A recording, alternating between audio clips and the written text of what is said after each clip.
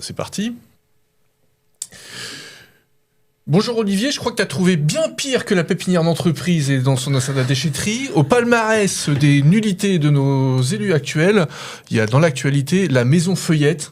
Et Maison Feuillette, j'ai vu dans la presse une subvention régionale à hauteur de 500 000 € et un projet qui n'aboutit pas, une fermeture encore, alors que nous avons une belle pépite sur notre territoire, perspective d'avenir, biosourcée, et donc derrière qui peut être porteur d'emploi, avec pas mal de choses, donc des investissements qui sont prévus. Et donc on voit pas de soutien de l'agglomération.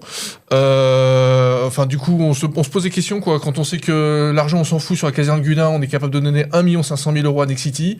Et sur la Maison Feuillette, et du coup qu'est-ce qui se passe? Pourquoi ça plante? L'agglomération fait quoi? La mairie fait quoi? Et c'est quoi cette galère? Est-ce que tu peux nous faire un point sur tout ça? Oui, donc j'ai phosphoré pour faire une présentation qui va être un petit peu longue, pas aussi longue que la présentation sur Gudin, et j'ai pas préparé des diapos. Voilà, donc la décision qui est tombée hier, c'est que le tribunal judiciaire de Montargis a rejeté la proposition de la SEM, la Société d'économie mixte du Loir-et-Cher, qui proposait de reprendre le foncier de la Maison Feuillette. Alors, pour expliquer cette histoire un petit peu compliquée, il faut remonter un peu dans l'histoire. Donc, je suis désolé, je vais faire un petit peu d'historique. Je vais essayer de ne pas être trop long. Pour parler de la Maison Feuillette, pour parler ensuite des enjeux quand ça a été repris par le Réseau français de la construction paille, puis par le Centre national de la construction paille. Je vais parler bien sûr de la liquidation du CNCP en 2024, pourquoi il y a eu une liquidation, comment a réagi l'État, la région, d'autres acteurs, et la solution qui a été trouvée, donc la Société d'économie mixte. Voilà. Donc, et puis après, on va parler un petit peu des perspectives. Alors, la Maison Feuillette, les Montargois commencent à la connaître. Elle a été construite en 1920, on le sait, par une revue qui est connue un peu par tous les passionnés de l'éco-construction et de la paille dans le monde entier. C'est une publication qui a été faite en 1921, un journaliste qui est venu et qui a rencontré Émile Feuillette, qui était en train de faire construire cette maison en bois, en ossature bois avec remplissage en paille. Donc c'était quelque chose de tout à fait innovant. Il espérait développer ça puisqu'on était après la Première Guerre mondiale. Voilà. Ça n'a pas pris parce qu'il y a eu l'histoire des 3 petits cochons. Tout le monde la connaît, cette histoire, qui a été aussi portée par ceux qui fabriquaient des briques. Voilà, il fallait vendre des briques plutôt que de vendre du bois et de la paille, plutôt que des matériaux locaux, et qui avait une empreinte carbone intéressante, puisque on emprisonne du carbone dans les murs avec la paille et avec le bois, et voilà. Et donc cette maison, elle a 100 ans.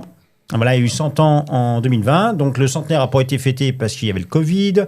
Voilà, on a réessayé en 2021 et ça n'a toujours pas été le cas. Alors, il s'est passé qu'en 2012 ou 2013, je ne sais plus exactement, la propriétaire qui habitait cette maison, qui connaissait les vertus de cette maison, a voulu vendre, et pas à n'importe qui, et donc c'est le Réseau français de la construction paille qui s'est porté sur le projet. Alors, pour que les gens comprennent un peu cette histoire de réseau de la construction paille, la construction paille, ça s'est réveillé dans le début des années 2000. Voilà. Et donc, il y a un réseau français qui s'est constitué avec des autoconstructeurs, avec des professionnels qui étaient passionnés, quelques architectes aussi, voilà. Et ils ont travaillé notamment sur des règles professionnelles de la construction paille.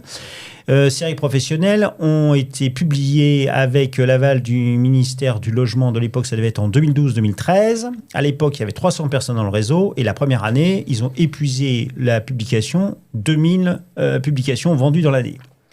Il y a une réelle attente, mais vraiment sur l'éco-construction. Voilà, on ne peut plus continuer à construire systématiquement avec du béton. Voilà, il va falloir construire, et même maintenant aussi rénover aussi avec de la paille ou avec des matériaux biosourcés. Voilà. Donc, le Réseau français de la construction paille s'est porté acquéreur. Il y a eu quand même des travaux, je me rappelle, la personne du RFCP qui était venue intervenue au aux Journées du développement durable à Montargis. Elle avait déclaré écoutez, je suis un peu embêté parce que je rencontre des gens qui disent c'est bien intéressant, mais quand vous aurez monté votre projet, on viendra vous voir pour vous aider. Mais il dit mais j'ai besoin qu'on en parle, etc. Donc à plusieurs, on a organisé une réunion de visite de la maison avec des gens qui pouvaient être intéressés, passionnés et qui connaissaient le territoire. On a fait un brainstorming que j'ai animé. Bon, voilà, et je me suis appuyé là-dessus pour faire visiter la maison après. Donc finalement, ça s'est fait avec quoi? Avec des prêts solidaires et des dons solidaires. Donc il y a eu donc des passionnés de la paille au niveau national qui ont prêté de l'argent, voilà, en attendant que ça revienne, etc. Il y a eu le fait que le RFCP s'est pas beaucoup occupé forcément de la maison Feuillette, même s'il y a eu des manifestations régulières sur place. La région s'y est intéressée assez vite, ça a soutenu le projet, donc ça fait partie des partenaires, le conseil régional qui a été constant, hein, donc notamment les vice-présidents à l'environnement. Je pense le premier, ça a été Gilles Leguet, il y a eu Charles Fournier, il y a eu Jérémy Godet, voilà, donc qui ont constamment soutenu, et donc le François Bonneau, hein, bien sûr, a soutenu ce projet. Voilà.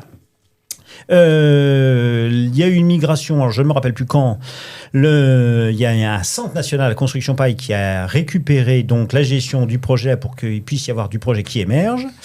Et donc moi j'étais bénévole, je faisais partie de l'association, hein, et il y avait trois enjeux là qui ont émergé. Je m'en occupais, donc le premier dont je vais citer, c'était le patrimoine. Moi j'étais prof en collège, et donc je me suis intéressé un peu au patrimoine, prof d'histoire-géographie. Je faisais venir des élèves de 5e par exemple du collège Villemandeur qui sont venus visiter le bâtiment. Ils s'initiaient un petit peu à la terre crue, à la paille, et puis découvrir la maison, etc. Voilà. Donc il y a plein de choses à faire. On a même eu une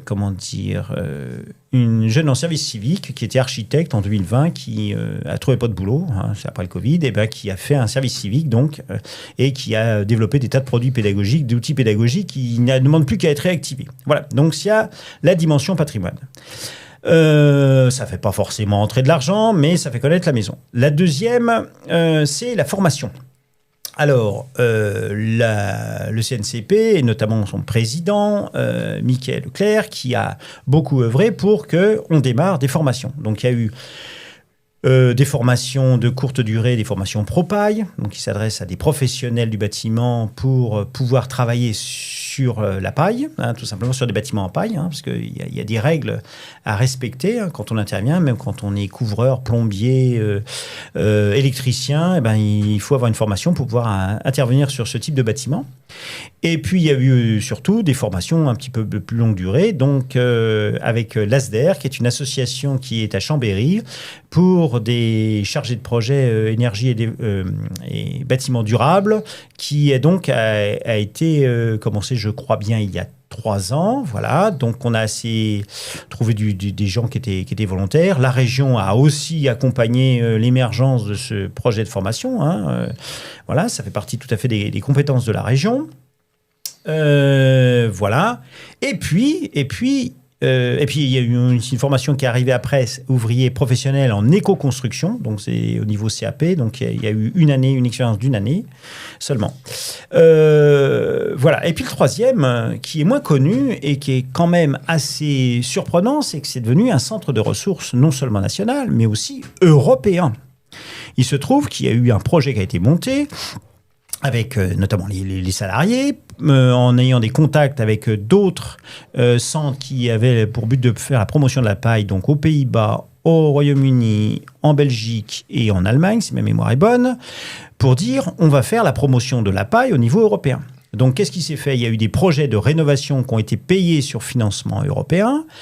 Et les financements européens, ça a l'air tout simple en disant l'Europe a plein d'argent. Non, c'est très compliqué de monter ces projets-là, et c'est le CNCP à Montargis, le centre historique, d'une certaine façon, européen, voilà, ce centre-là, qui a monté le projet. Et ça n'a pas été une mince affaire, de toute façon. Donc les projets ont été réalisés dans les différents États. À Montargis, ça a été un petit peu plus compliqué parce que il fallait trouver des entreprises qui étaient formées à cela et suffisamment compétentes, et monter le projet aussi, pas seulement avec des fonds européens, donc pour la construction d'un bâtiment de formation qui soit en éco-rénovation et avec de la paille. Donc, c'est-à-dire qu'on a construit des bâtiments nouveaux en les accolant à des bâtiments anciens sur lesquels il fallait garantir l'isolation thermique, alors que c'est des bâtiments qui sont hétérogènes par nature. Donc, ce projet a été monté. Comme il y a eu le Covid, il a fallu, et le confinement, il a fallu reporter les projets. L'Europe a bien voulu. Et ainsi, le bâtiment a été construit.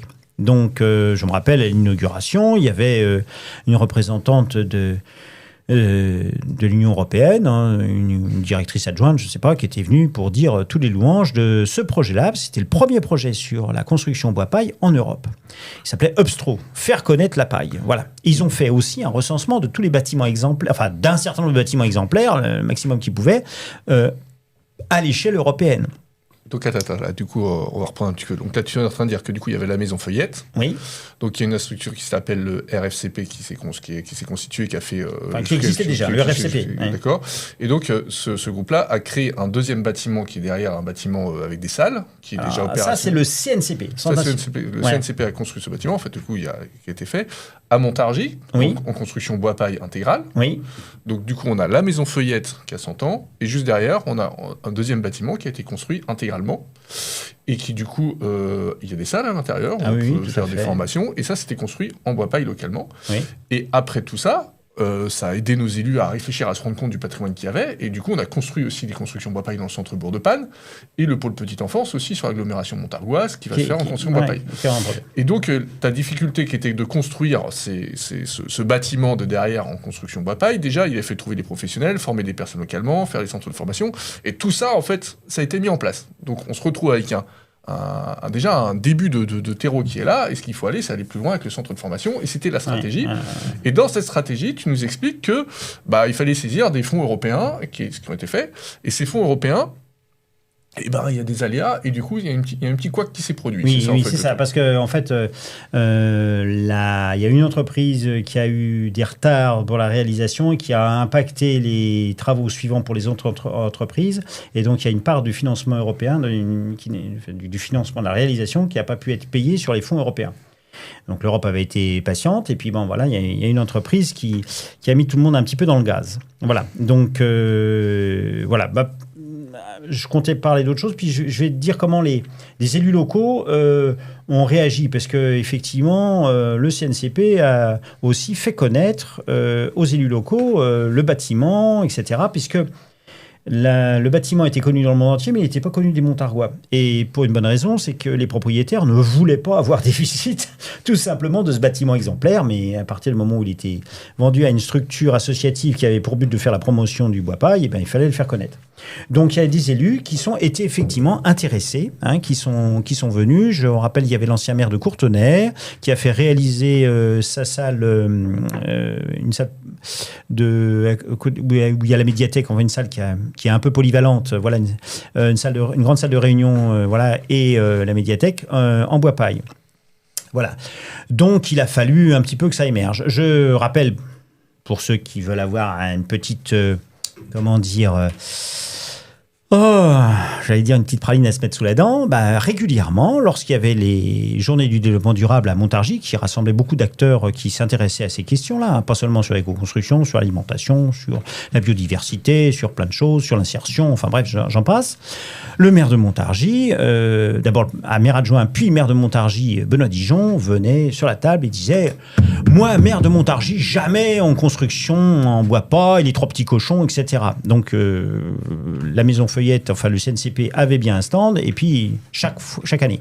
Alors, il n'y a que les imbéciles qui ne changent pas d'avis. Benoît Dijon a changé d'avis, puisque il s'est converti à cette idée-là, et donc le pôle petite enfance qui est prévu à la chaussée va être en bois paille. Et on s'en réjouit. Voilà. Il y a d'autres questions concernant le pôle petite enfance, mais Alphonse, on ne va pas en parler là tout de suite. On va pas en parler tout de suite. Bien. Alors, donc, voilà.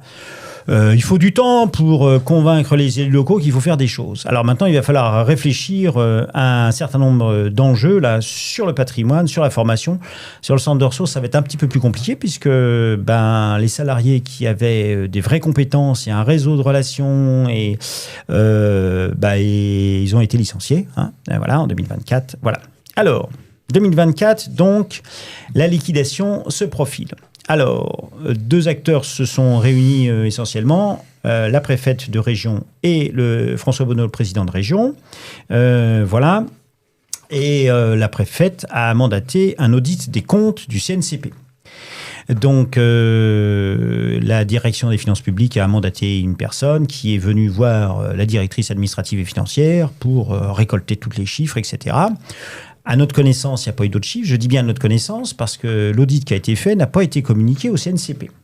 Alors, le CNCP, moi, je ne suis pas un professionnel de la paille, je suis prof d'histoire géo, je ne connais pas beaucoup ces choses-là, j'en ai un peu entendu parler, mais bon, voilà, il y a d'autres professionnels qui connaissent bien le réseau, qui étaient présents au CNCP, qui ont assuré bénévolement la fin des formations qui étaient en cours, ça aussi, il ne faut pas l'oublier. On ne leur a pas communiqué les résultats de l'audit. C'est un petit peu cavalier quand même. Voilà. En tout cas, pour ce que j'en sais, et parce que je ne l'ai jamais eu entre les mains, et voilà, pour ce que j'en sais, c'est qu'il n'y a pas une malversation qui a été faite. Voilà. Par contre, il est rappelé qu'il y avait un modèle économique fragile. Et ce qu'on savait depuis le départ. Voilà. Ce qui est logique, parce que derrière, quand tu veux créer une filière dès le début, avec, comme c'est là, parce qu'en fait, on a quand même une pépite sur le territoire, donc la région en est consciente, l'État en est conscient, il y a juste le Montargois qui commence à en être conscient avec 3-4 jours pour les choses. Mais en fait, l'objectif sur le territoire, c'est quoi pour la région et l'État? C'est et ce qui était vu dès le début, c'était de faire en sorte qu'on devienne référent. Et pour être référent, c'est pas le libéralisme qui va faire les trucs. Donc c'est-à-dire qu'il faut soutenir le début, la démarche, et la formation, c'est ce qui est compliqué. Il faut initier les choses. Et donc ça peut se faire qu'avec des fonds publics, le temps que la roue tourne, le temps que ça se mette en place, le temps que ça se rôde. Voilà. Et donc derrière, tout le monde en a conscience de ça. Et donc, voilà. Et donc, tout le monde en a conscience. Voilà, il faut passer aux actes à un moment. Voilà, ça c'est c'est important. Voilà, donc la région dans ce tour de piste, si je puis dire, a dit nous on n'a pas, il y avait une incertitude en plus l'an dernier budgétaire sur vote du budget, etc. Donc peut-être l'année prochaine, on ne sait pas. Voilà, l'argent avait pas, l'État n'avait pas d'argent à mettre sur la table. Elle a demandé une chose qu'elle a obtenue, c'est que en disant le hangar, parce que nous n'avons pas parlé du hangar, c'est ça la question, une des questions qui fait débat. Je fais une assise sur le hangar, évidemment. Lorsque la maison Feuillette a été classé à l'inventaire supplémentaire des monuments historiques. L'inventaire supplémentaire, c'est une labellisation, j'allais dire, régionale. C'est pas national comme pour la caserne Gudin. C'est régional. Ça ne donne pas le droit à des financements. Donc, c'est aussi sous l'autorité de la préfète de région et qui a obtenu la garantie de la part de l'architecte des bâtiments de France qu'il n'y avait pas d'urgence à reconstruire ce hangar. Alors ce hangar, pourquoi a-t-il été démonté? Ce hangar qui est aussi à l'inventaire supplémentaire des monuments historiques, ce hangar a été démonté tout simplement parce que quand il a fallu construire le bâtiment de formation, il fallait faire venir des engins de chantier et surtout il fallait pouvoir donner des accès incendie pour les bâtiments qui accueillaient du public. Donc, il fallait démonter le hangar et il devait être reconstruit plus loin. Ce hangar a été fait aussi par Émile Feuillette. Il a été fait selon des procédés constructifs qui viennent, je crois, des États-Unis, qui sont assez économes en bois, qui est une structure assez légère. Quand le RFCP et CNCP a récupéré la structure, d'ailleurs, il y avait des pieds qui avaient pourri. Normalement, ça n'aurait pas dû durer 50 ans. Au bout de 100 ans, elle était toujours là. Donc, ça a été aussi inscrit à l'inventaire. C'est bien stocké sur le terrain. Et pour le remonter, le CNCP a fait faire des devis. Or, il a fait faire des devis quand ça? En 2020. Juste après le confinement. Quand ça racle, quoi. Alors là, le prix des matériaux s'envolait. Voilà. Et puis, comme il y avait une ambiance de financement européen, l'entreprise qui a fait le devis s'est dit, on va gonfler un peu le devis. Bon, voilà. Donc, il serait tout à fait possible de refaire des devis aujourd'hui. On ne sait pas qui est-ce qui doit les faire, puisque ça a été liquidé, c'est pas le CNCP qui peut les faire. Enfin bon, peut-être que pour reconstruire le hangar, il n'y en aurait pas pour 300 000 euros, mais peut-être pour 200 000 euros. J'en sais rien. Je ne suis pas professionnel, je ne sais pas. Voilà. Ensuite, la liquidation, donc, est annoncée, prononcée. Alors, il y a eu des choses en urgence à faire. C'était de finir les cycles de formation. Donc, les membres du conseil d'administration du CNCP, bénévolement, ont assuré la fin des formations. Il restait on était dans une période d'alternance, donc il restait quand même à organiser les examens et quelques cours à assurer, mais peu de choses. Et puis, la liquidation du CNCP a été prononcée. Voilà. Le président Bonneau, alors donc là, la maison, là, qu'est-ce qu'elle devient qui peut faire des propositions? Le président Bonneau a repris son bâton de pèlerin et a fini par convaincre à trouver une solution avec une société d'économie mixte du Loir-et-Cher qui aide au développement de projets à vocation économique et en impliquant l'agglomération montargoise. Donc, le principe est le suivant. La société d'économie mixte met 500 000 euros, avance 500 000 euros. Et l'agglo qui adhère à la société d'économie mixte doit payer d'abord d'emblée une adhésion à la société d'économie mixte. Je ne sais plus quel est le prix de l'adhésion. Et puis surtout 50 000 euros, 10% du prix de la valeur. Une société d'économie mixte, elle n'a pas vocation à rester propriétaire éternellement. C'est-à-dire que 10, 15 ans maximum, eh bien, elle gardera ces biens-là. Mais elle le fait pour le compte de la collectivité qui l'a mandatée, en l'occurrence, l'agglomération montargoise. Donc, il faut s'attendre, après les élections, et ça, c'est à ce qui est payé 50 000 euros de plus chaque année, par exemple, si on fait ça sur 10 ans, ou moins si on le fait sur 15 ans, pour atteindre la somme qui a été investie par la société d'économie mixte, qui aide au démarrage d'un projet. Donc, il va falloir quand même se mettre très sérieusement à réfléchir sur le projet. Hein? Voilà. Alors, attends, explique-moi un peu le projet, là, parce que du coup, on parle de 500 000 euros. 500 000 euros, ils servent à quoi? Donc, en fait, derrière... arracher le foncier. Aujourd'hui, il y a une dette. Donc, aujourd'hui, tout n'est pas payé. Non, donc, en fait, aujourd'hui, non, c'est pas ça. C'est que, comme il y a eu une liquidation, il y a des dettes qui sont garanties, hein, et puis il y a des dettes, comme on dit, chirographaires. Et avec des gens qui ont prêté au RFCP, et puis qui se retrouvent un petit peu le bec dans l'eau. Voilà. Et donc, derrière, ce qui sert de garantie, donc c'est la maison feuillette telle qu'elle est là, le terrain, donc il doit être liquidé, vendu, et du coup, avec ces fonds-là, rembourser ces personnes-là.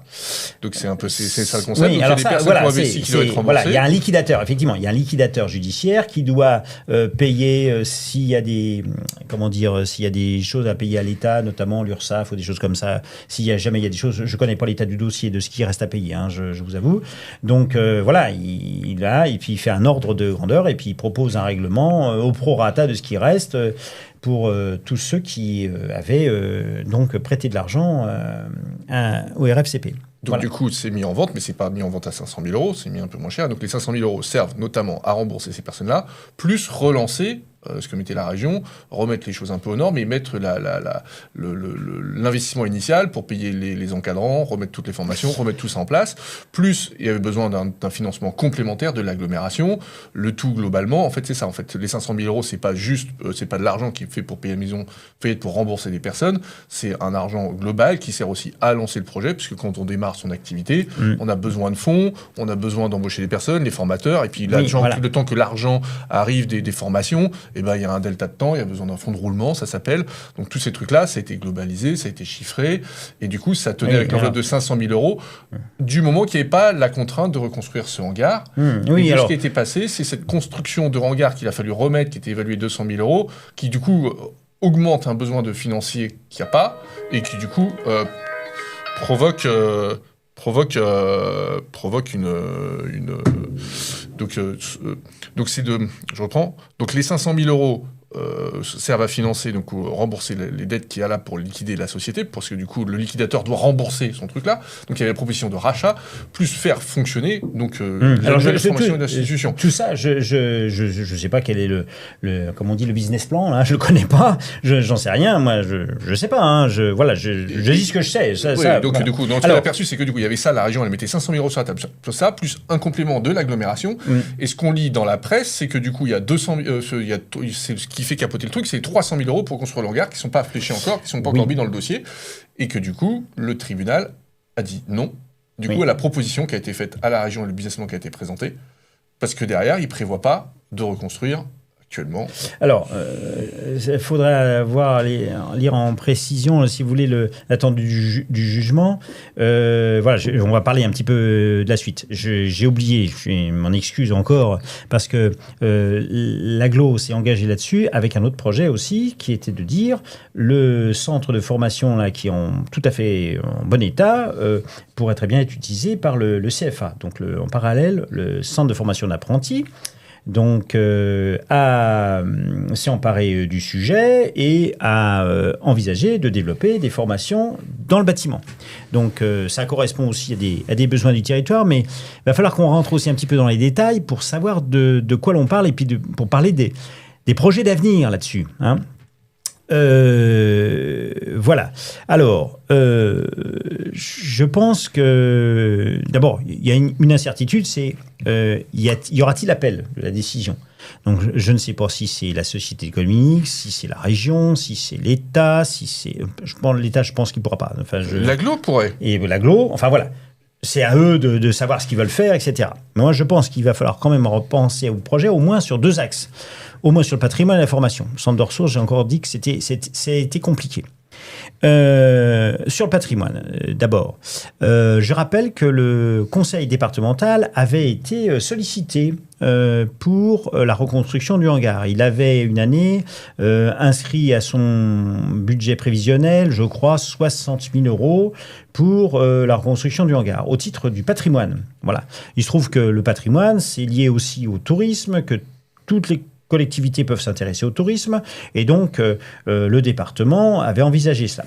En 2024, d'ailleurs, j'ai rencontré M. Bouquet, avec quelqu'un d'autre, avec un élu de l'Aglo aussi, pour envisager des solutions pour sauver la maison Feuillette et puis bâtir une solution. Alors, il se trouve que M. Bouquet est le rapporteur général du budget et que pas beaucoup de sous, etc. Il était prêt à donner des coups de main pour des conseils sur de l'ingénierie, mais que les services du département puissent nous aider, mais bon, on n'avait pas besoin de ça, c'était surtout de l'argent sonnant et trébuchant. Voilà.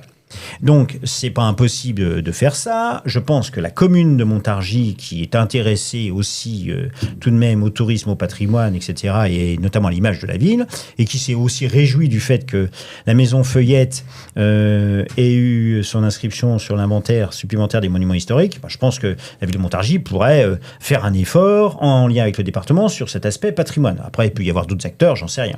La région a beaucoup été investie sur la question de la formation, voilà, et ça fait un peu mal au cœur de voir si ce projet-là repart sur un projet privé qui n'a rien à voir. Voilà, puis c'est fait vraiment pour faire de la formation. Donc, je pense que l'Aglo devrait aussi travailler là-dessus, voilà, et avec notamment le CFA. Alors, je vais y revenir sur la question de la formation. Quels sont les besoins en matière de formation, en matière de bâtiment? Alors, il y a des formations ASDR, les formations ASDR, des formations Bac+5. Effectivement, il y a des besoins un peu partout pour des gens qui vont être conseillers en énergie, etc., ou qui pourront piloter aussi des chantiers, s'ils ont des projets de rénovation globale ou de construction globale par exemple, avec des matériaux biosourcés. Ça, et là, ce sont des gens qui sont mobiles aussi. Voilà. En ce qui concerne les ouvriers professionnels en éco-construction, puisqu'il y a eu une formation en ouvrier professionnel en éco-construction, il faudrait bien voir qu'il y a des formations un petit peu généralistes la formation OPEC, est une formation courte d'1 an. Et pour des jeunes qui sont sans qualification, ça ne suffit pas. Donc, il faudrait que cette formation OPEC soit une spécialisation, mais qu'il y ait aussi des formations un peu plus générales pour des gens du bâtiment. Il y a énormément d'artisans, là, qui actuellement voient des gens, leurs salariés, partir à la retraite, ou des artisans eux-mêmes qui partent à la retraite, et il y a un déficit véritablement sur le territoire de gens qui sont formés à des gestes que possèdent les artisans. Il va falloir aussi se sortir du modèle dominant en disant on va rénover votre maison, on va mettre du placo. Et puis, alors oui, on peut mettre des matériaux biosourcés derrière, etc. Tout ça, c'est bien. Sauf qu'on s'aperçoit que si on n'a pas une rénovation globale là-dessus, eh bien, les maisons vont être pleines d'humidité. Et donc, il va falloir ventiler parce qu'on n'y avait pas pensé, etc. Voilà. Donc, il faut faire des rénovations globales. Et il va falloir quand même un peu former aussi, y compris les ouvriers, bien sûr les artisans, à tout cela. Donc, on peut faire des formations courtes pour les artisans. J'ai parlé de la formation Propal, mais il peut y en avoir d'autres. On peut faire des formations complémentaires aussi pour des personnels des personnes qui ont un CAP, qui ont des compétences techniques là, dans le bâtiment. Et puis, il faut faire aussi des formations de base, un peu généralistes, pour des artisans du bâtiment.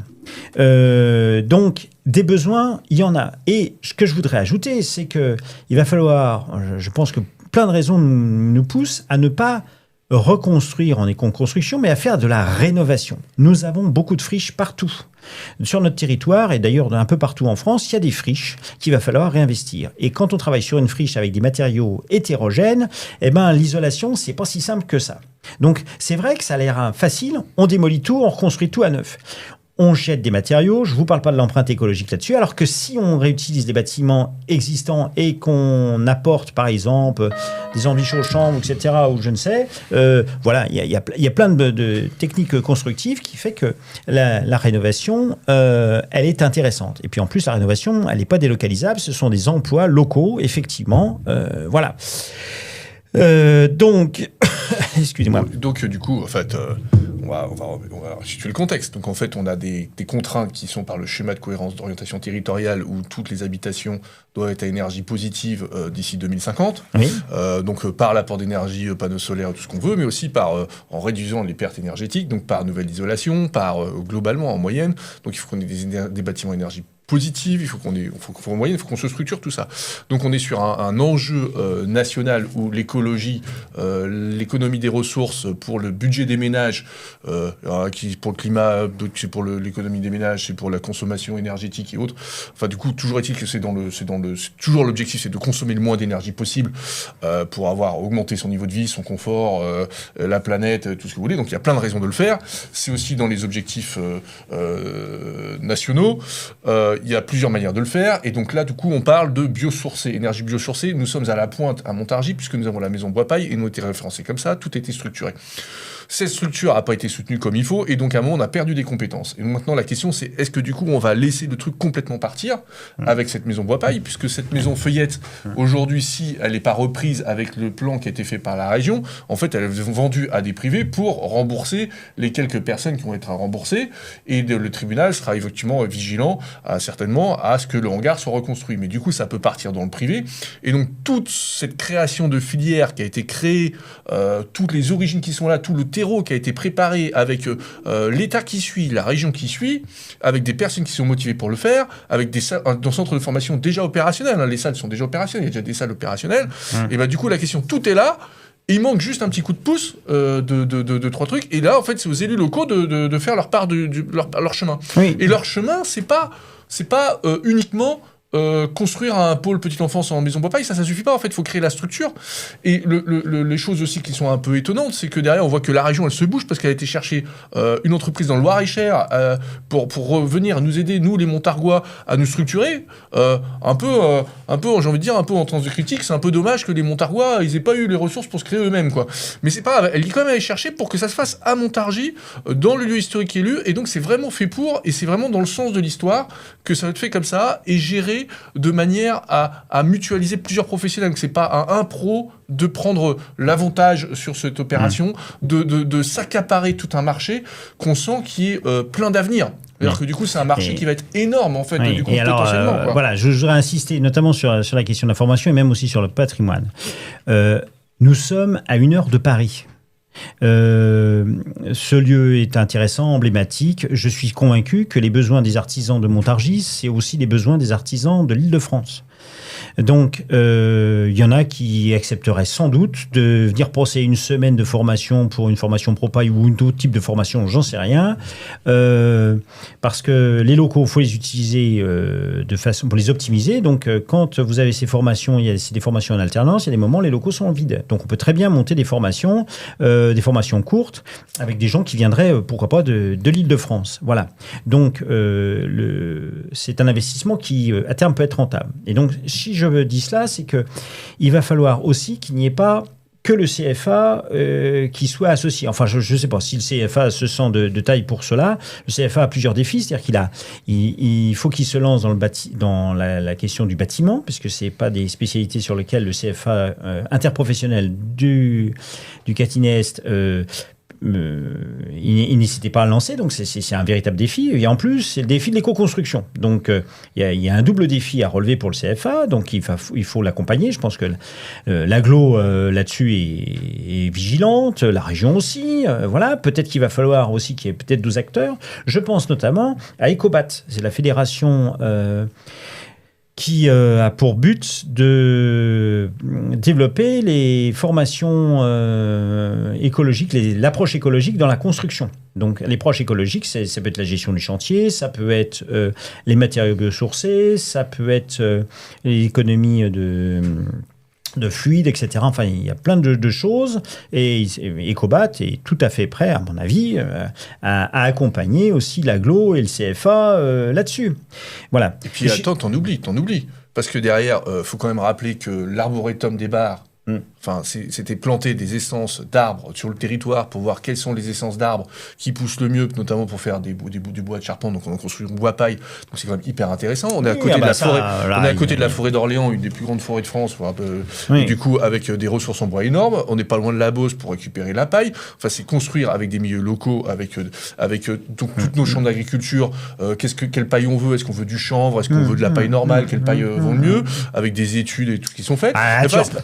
Il reparle du centre de ressources. On repart, on a l'école du chinois qui est juste à côté avec du coup, tout est lié en fait sur le territoire. C'est vraiment, vraiment un truc qui permet de sortir de ça, quoi. Alphonse, tu vois, très loin, très grand, etc. Les deux briques, c'est le patrimoine. Et puis déjà la formation. Et après, cette logique de centre de ressources, effectivement, elle pourra émerger, je pense, après. Voilà. Mais ce que je veux dire, c'est que quand même, le truc, quand même, c'est que quand on voit les difficultés aussi du centre de l'arboretum des Barres, du coup, on entend s'y parler. En fait, tous ces trucs-là, il faut que ce soit lié, quoi. Et donc, toutes les problématiques sont liées. Mais je suis le premier convaincu. Maintenant, faut monter les briques, et une fois que les briques, ça va, on passe à la suivante. Mais tu as raison. Hein, tu vas loin, tu vois loin, Alphonse. Tu vois loin. Mais quand j'ai vu... Quand Jean-Marc Simoulin des Mureaux est venu voir la maison Bois-Paille avec moi, t'aurais vu ses yeux. Il a dit, mais vous avez une pépite, si jamais on avait eu ça sur notre territoire. Mais comment ça serait beaucoup plus simple, en fait, le truc. Vous imaginez même pas l'or que vous avez entre les mains. Oui. Ah ben voilà. Alors, il y a deux autres choses que je voudrais ajouter, et puis on va peut-être s'arrêter là, parce que qu'est-ce qu'on a été bavard. La première chose, c'est la reconstruction du hangar. Je pense qu'elle est quand même, à terme, incontournable. Il se trouve que dans ces locaux de formation, il y a... deux grandes salles, très bien, plus des douches, des vestiaires, une cuisine, un espace restauration, enfin, il y a tout ce qu'il faut. Franchement, c'est très bien. Mais les ateliers à côté, l'atelier qui existe est un petit peu court. Au-delà de 6 stagiaires, et ça dépend ce qu'on fait, on risque d'être à la taille 3. Donc, à terme, il faudra bien reconstruire le hangar et en faire un atelier, effectivement. Alors, il faut respecter l'avis de l'architecte des bâtiments de France, etc. Voilà, c'est pas non plus des constructions qui sont trop compliquées, voilà, et c'est un atelier qui sera pas forcément chauffé, mais voilà. Donc, il va falloir quand même envisager de le reconstruire. Donc, faut quand même, si on veut travailler vraiment sérieusement sur le projet, envisager ça. Bon, pour l'instant, c'est pas une obligation. La préfète a obtenu que l'architecte du bâtiment de France que ça soit pas une obligation. Très bien. Et donc, la reprise peut se faire sans ça. Mais je pense qu'à terme, il faudrait travailler là-dessus.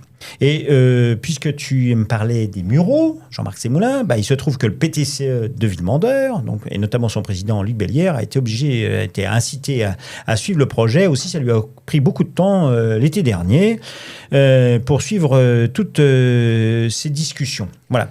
Il y a aussi un acteur qui est félicitateur, c'est le PETR, le pôle d'équilibre territorial et rural. Je vais donner une petite allusion très courte.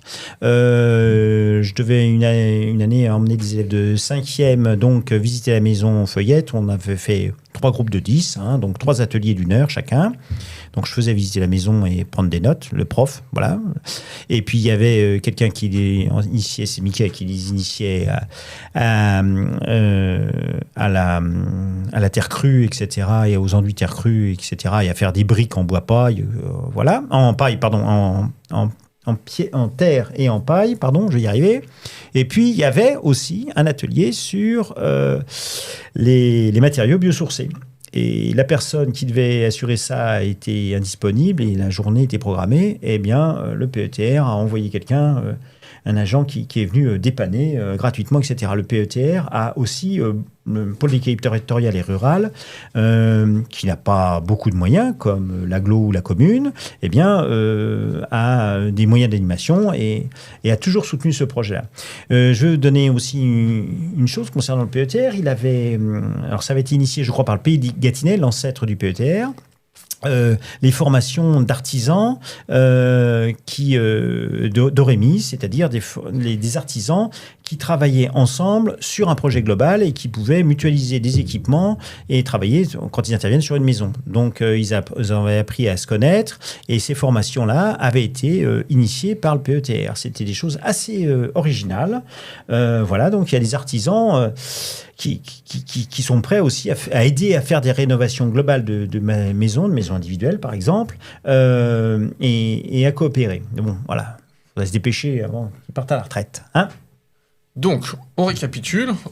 En définitive, nous, vous avez bien compris que si jamais nous sommes élus à la ville de Montargis, à l'agglomération, on fera tout pour que ce centre de compétences et de ressources arrive à Montargis, soit géré en tant que tel, puisque c'est quand même assez comique de dire qu'on construit un centre bois-paille, mais du coup faire venir que des entreprises extérieures sans s'occuper de former les gens et de ne pas créer la filière. L'objectif, c'est vraiment de créer une filière d'avenir sur le Montargois, de vraiment profiter de cette pépite pour trouver de nouvelles méthodes de construction, pour répondre aux problématiques d'avenir, de les mettre en place localement, financés et soutenus en plus par des projets d'envergure sur toutes les boîtes. Enfin, il faut mettre tout le monde sur la table, faire les formations et tout ce truc-là. Il est raté à pas grand-chose par un manque d'investissement, de temps, même pas forcément d'argent, mais de suivi, même, je veux dire, de la part de nos trucs locaux, quoi. C'est-à-dire qu'on en est au même stade que la pépinière d'entreprise dans la déchetterie. Au niveau local, on s'en fout un peu, quoi. Et tout le monde nous dit que c'est génial, que ce soit le PETR qui est au-dessus, la région qui est au-dessus, ou même l'État. Tout le monde dit que c'est l'avenir, c'est le truc qu'il faut faire. Et la prise en considération, elle est absolument pas à la hauteur de nos élus actuels. Et donc, c'est vraiment une filière. Et concernant les moyens, je suis désolé de te le rappeler, mais quand même, on parle de 300 000 €, là, tout ce qu'on a dit dans le truc de construction du bâtiment. Mais quand on voit en parallèle qu'on est capable de trouver 1 500 000 € pour Nexity sur le bâtiment de l'horloge, alors qu'ils vont faire 8 millions de marge, excuse-moi du peu, mais franchement, quand on veut du pognon pour certaines personnes, on sait le trouver, mais pour ce genre de truc qui est quand même une des priorités pour l'avenir de notre territoire, et même pour l'avenir de la France, voire de l'Europe, sur des méthodologies, des nouvelles méthodologies de travail, sur le biosourcé, on pourrait être à la pointe localement, là, il n'y a rien. C'est quand même les bras nous en tombent, quoi. Je veux dire, on est vraiment dans le truc où les personnes s'agissent de manière bénévole, tout le monde se remonte les manches, et on arrive à ce genre de situation complètement ubuesque par un manque de suivi local. Franchement... Bon, enfin voilà, il y a un enjeu politique, quoi. Hein. Voilà, ça fait aussi partie de l'enjeu politique des municipales, si je puis dire. Hein. Donc voilà, je vais pas revenir là-dessus. En tout cas, actuellement, il y a une urgence qu'il faut peut-être déconnecter des municipales, mais il va falloir que les acteurs locaux se réunissent et prennent des décisions. Bon, je vois 2 axes sur lesquels on pourrait travailler sur le projet, hormis le fait de faire appel aussi. Hein. C'est aussi un choix de faire appel pour cela. J'ose pas dire qu'on pourrait proposer des conseils parce qu'on va nous regarder de travers, mais bon, voilà. En ce qui concerne ces enjeux politiques, en fait, je voudrais le rappeler, nous, bien sûr, on est favorable à des constructions qui soient durables, écologiques, qui préservent la planète et avec des ressources locales. Donc, Bois-Paille, il coche toutes les cases. Voilà.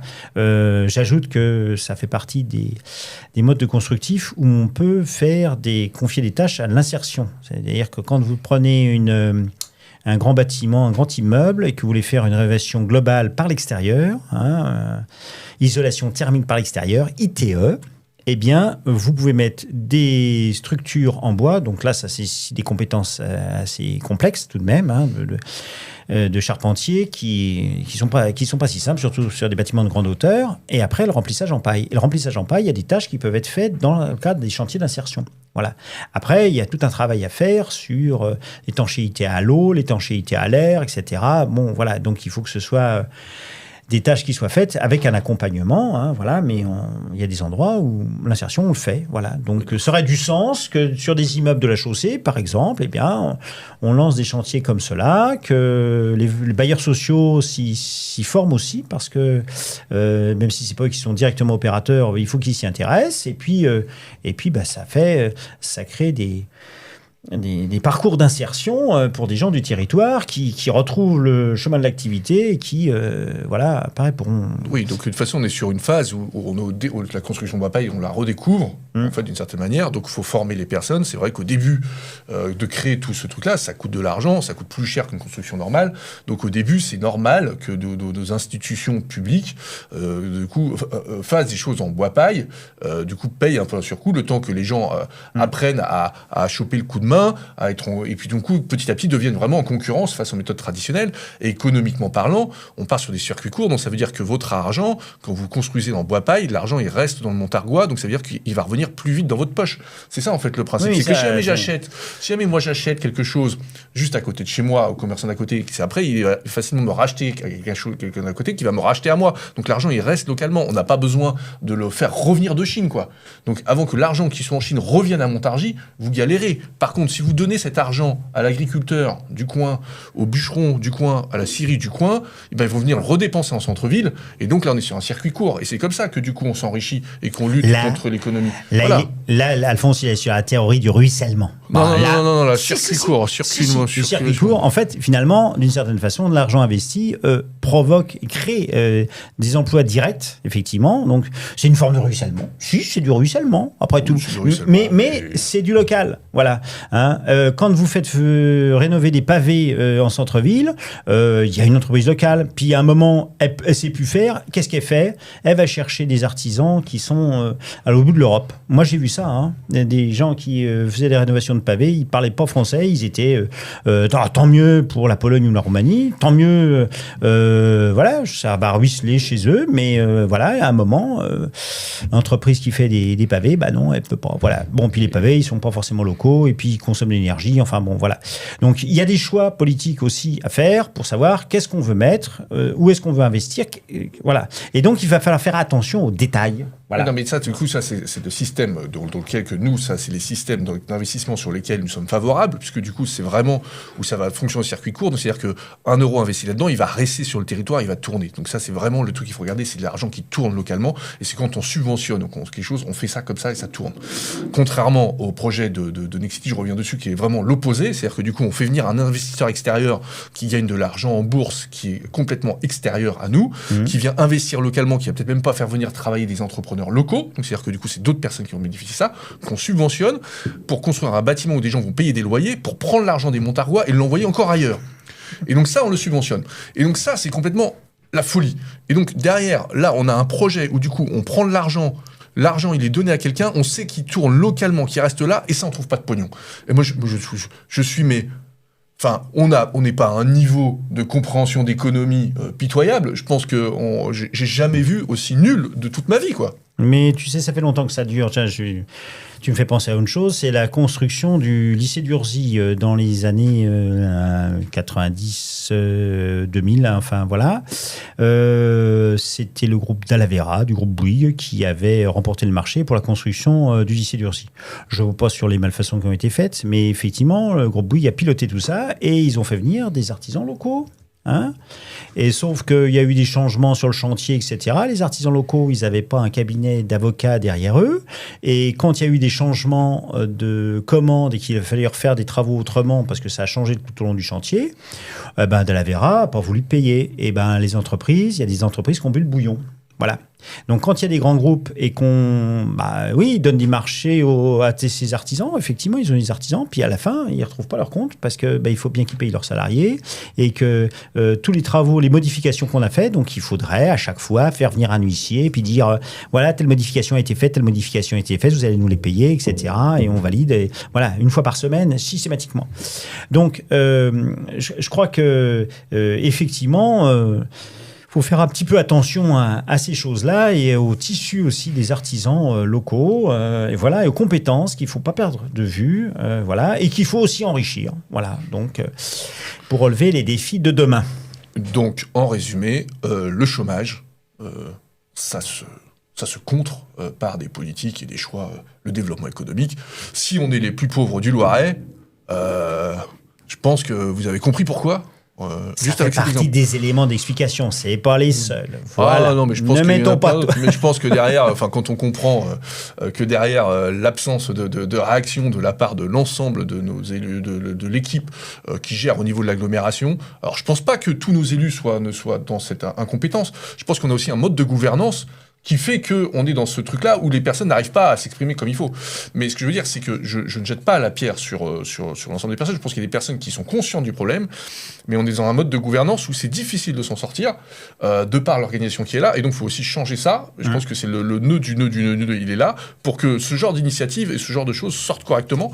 Et en fait, l'objectif, c'est les indicateurs. On les voit, à la sortie, c'est quand même, on a des situations ubuesques. Et là, le pire qui puisse nous arriver, c'est qu'un groupe étranger vienne acheter la maison Feuillette en face complètement autre chose, et on perd cette chance d'être vraiment le centre mondial européen quasi certain, français certain, régional absolument certain, départemental le top du top, voilà, de ce truc biosourcé qui est un truc d'avenir. Alors peut-être qu'il y aura d'autres manières de construire, mais je veux dire, sur celui-là, on a tout pour être leader. Voilà. Et voilà, alors vous, qu'est-ce que vous pouvez faire, vous qui regardez cette vidéo improvisée? Voilà. Eh ben, documentez-vous, renseignez-vous et allez en parler aux conseillers communautaires. Si vous êtes dans l'agglomération montargoise, il y a des élus qui siègent au conseil d'agglo. Donc, invitez-les à regarder cela, à s'informer eux aussi, à interpeller le président de l'agglomération. Voilà, déjà, ça, voilà, ça ne concerne pas que Montargis, hein, ça concerne tout notre territoire. Donc, je vous invite à discuter. Et puis il y a des projets qui émergent pour les élections municipales. Ben voilà, il faut aussi se positionner. Il faut réfléchir à toutes ces questions que nous venons d'agiter là, un petit peu confusément, mais avec certitude tout de même, pour dire voilà, c'est quoi les projets d'avenir, qu'est-ce que vous voulez faire à l'agglo, et même au PETR d'ailleurs. Hein, et avoir un véritable engagement, quoi. Est-ce que du coup, votre ambition, c'est de créer une filière? Voilà. Est-ce que vous accompagnez la création d'une filière localement? Voilà. Et les filières, il faut identifier. Hein. Il y a bien une filière bois-paille qui existe. Il y a le réseau français de la construction paille, hein, qui d'ailleurs travaille lui sur un projet européen sur l'éco-rénovation. Hein, donc un projet avec beaucoup de choses derrière. Mais il y a des choses à construire autour de la formation. Hein. On est bien situé. Hein, voilà. Et voilà. Bon, on s'arrête là ? Oui, on s'arrête là. Merci à vous. Enfin voilà, c'était une réaction à chaud de l'actualité qui nous a percuté. Voilà. Et donc, je sais pas si on aura encore, après la pépinière où on se rend compte du truc, la maison bois-paille, on a encore d'autres exemples. Je sais pas si on va faire un palmarès, mais en fait, ça va être dur à placer quand même. Hein. En tout cas, le niveau est super balèze hein, sur le trophée du plantage économique territorial. Ouais, je pense qu'on a des belles palmes. Hein. Tout n'est pas perdu. Tout n'est pas perdu. Voilà, il y a le temps pour réagir. Voilà, je pense. Mais en tout cas, il y a des pépites sur le territoire. Ça, c'est aussi la grande chance, c'est qu'on a des belles pépites sur le territoire qui ne demandent qu'à exploser, quoi. Et avec des personnes qui se sont quand même relevées les manches dès le début, avec des trucs, avec des prêts solidaires, avec ce genre de trucs dès le début. Et donc, on a quand même des personnes qui sont intéressées pour investir. On a un soutien régional, un soutien étatique, des perspectives, des moyens. Enfin, on a plein de choses. Et le seul truc qui manque, c'est un bon petit pilotage, quoi. Oui, et puis surtout, il ne faut pas que ce soit un élément de division. Il faut vraiment œuvrer à rassembler tout le monde autour d'un projet. Donc, une brique, puis l'autre. Et puis après, on pourra peut-être aller plus loin. Une botte, puis l'autre. Une botte, puis l'autre. Voilà. Bon, allez, salut. Merci. Au revoir.